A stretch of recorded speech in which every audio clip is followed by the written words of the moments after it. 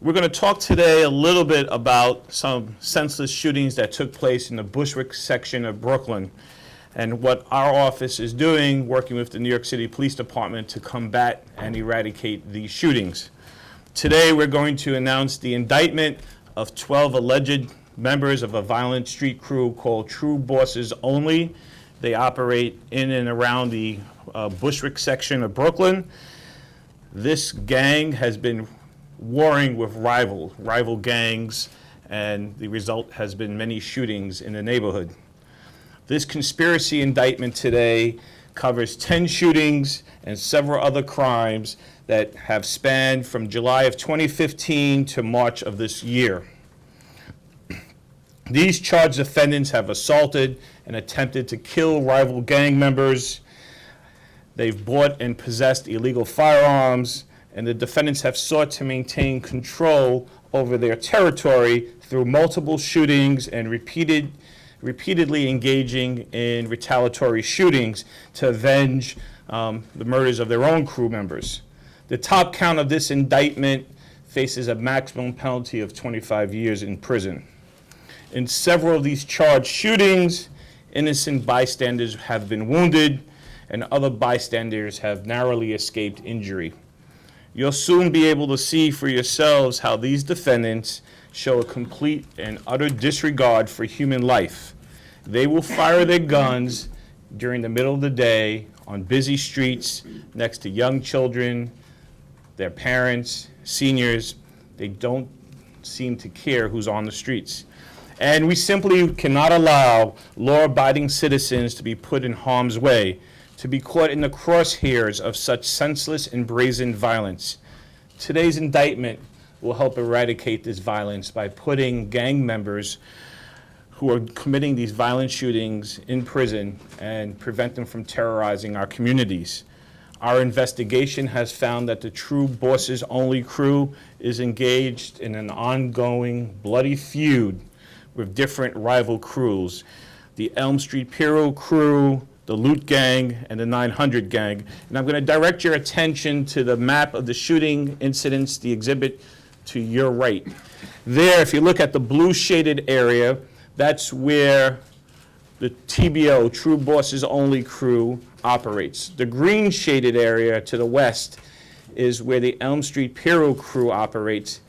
The pink shaded area is where the 900 Gang operates, mostly in Bedford-Stuyvesant and the Sumner houses. And all the way to the bottom right of the exhibit, there's a yellow shaded area. I think the number 2 is over there.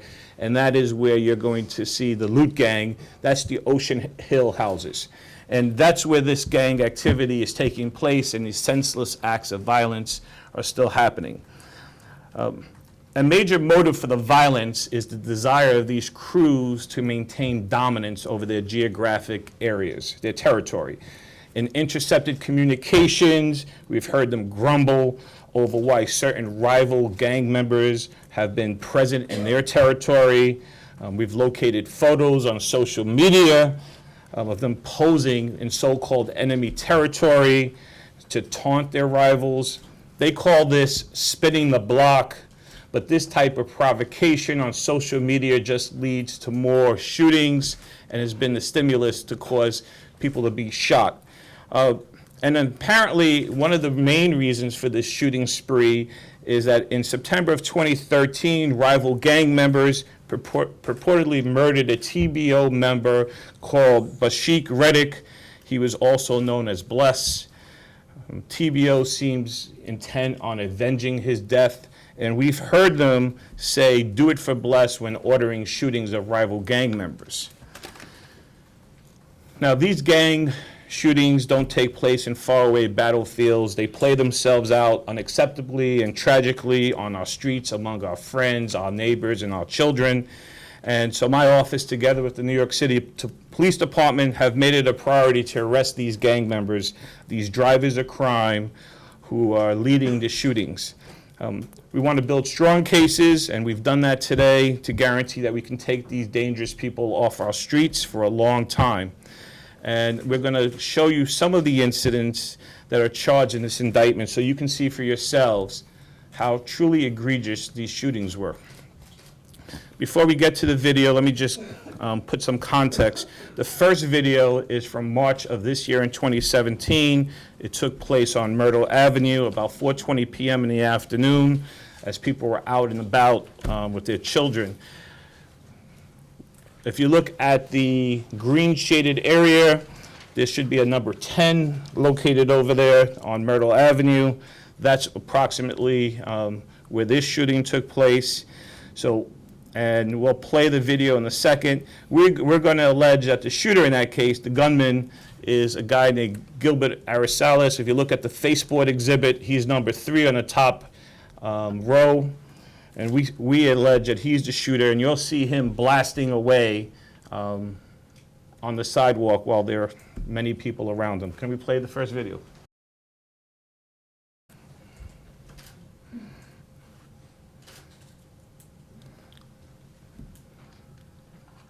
Busy street full of people walking. Shooting is starting. You see a woman running.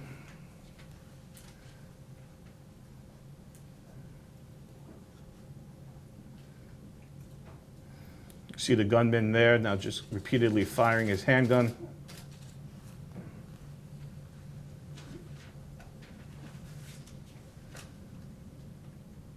Okay, we're going to take a look at a second view. You see a young child running. The shooting is starting. It's across the street. You're going to see a red arrow appear. This is a view from the other side of the block. People are running. You see people taking their children. The red arrow. Unfortunately, that red arrow shows a woman who was walking down the street, an innocent bystander who got shot. That bullet is still inside her to this very day. Okay, let's pause it for a second. We're going to look at another incident, and this one is from July of 2015. It says 9 p.m. on a summer night. It's outside a fruit market on Knickerbocker Avenue. If you look at the green shaded area on the exhibit, the map, look at the number 1 shaded in blue. You'll see the number 1 there. Now, the alleged shooter in this case is the guy that's in position in the second exhibit, in the second position on the first exhibit right there. His name is Hector Yeris. They call him AKA Cash. We allege that he was the shooter that you're going to see in a minute. He missed his target, the intended target in that case, but he did strike a parked car. Inside that car, there was a man sitting. That bullet narrowly missed his head. When you see this video, you'll see that he almost shoots another person that's walking right by him. Very brazen. You see a young girl in the video. He's going to be a person that's going to appear on the left-hand side of your screen in a red shirt. So let's get that video played.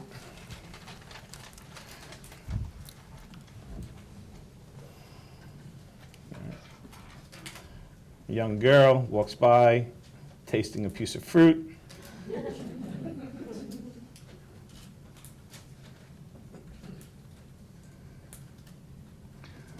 We allege that these men that you see entering the screen now from the left-hand corner are TBO members. More people walking by.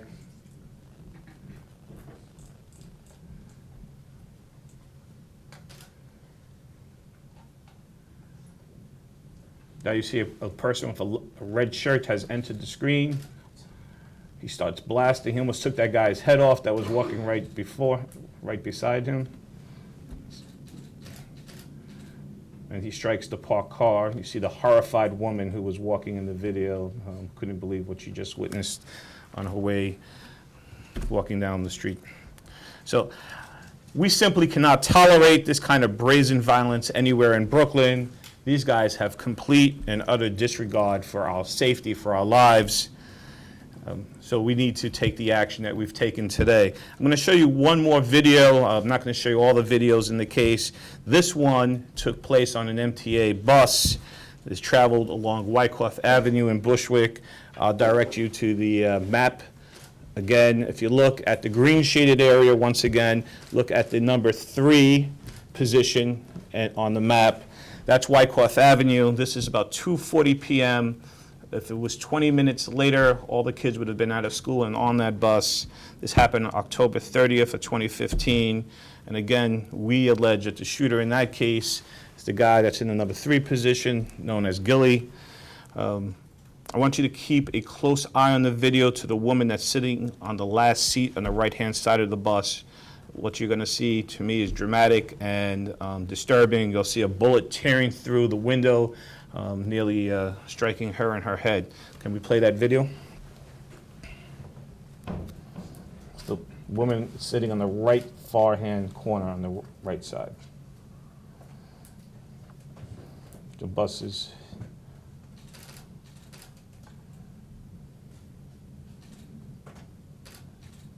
You see the bullet entering through the window, nearly misses her head, but hit her in the face, and she suffered cuts and abrasions to her face and forehead. But for the grace of God, she's alive. Now, as part of the conspiracy, these TBO members routinely keep incarcerated members informed of the ongoing criminal activities, and they brag about their exploits. The next day, we intercepted a phone call placed by Arasalis, the guy in the number 3 position, to a TBO member who was being held on Rikers Island.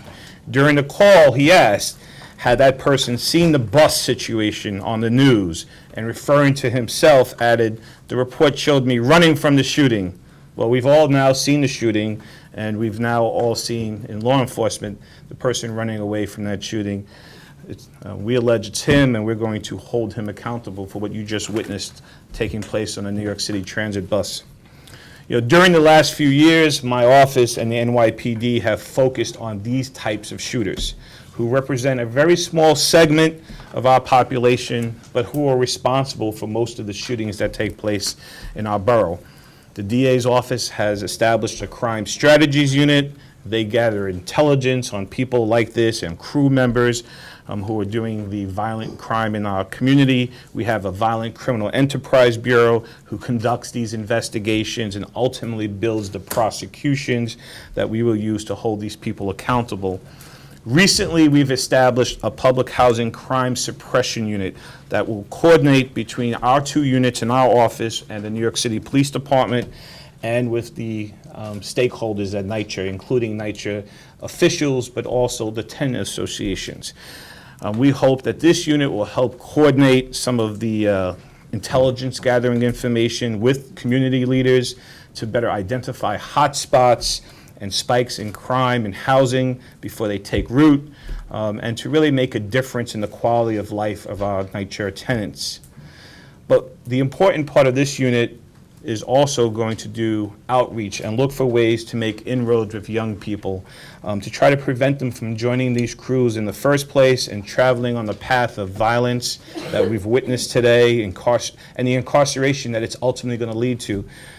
This office is putting out a request for information to work with community groups in and out of areas, especially underserved parts of Brooklyn, where we can provide additional services. As many of you know, we have an after-school basketball program on Friday in Red Hook. We have a chess program in Bedford-Stuyvesant and East New York, and we're going to look to ways to continue to work with our young people to give them options outside of joining a gang. I'm happy to say that we're making great progress in enhancing public safety in Brooklyn. You know, the chief will tell you shooting incidents and shooting victims are down dramatically again this year from all-time lows last year. We're down double digits so far this year in Brooklyn in terms of shooting incidents and victims, and we're down on homicides.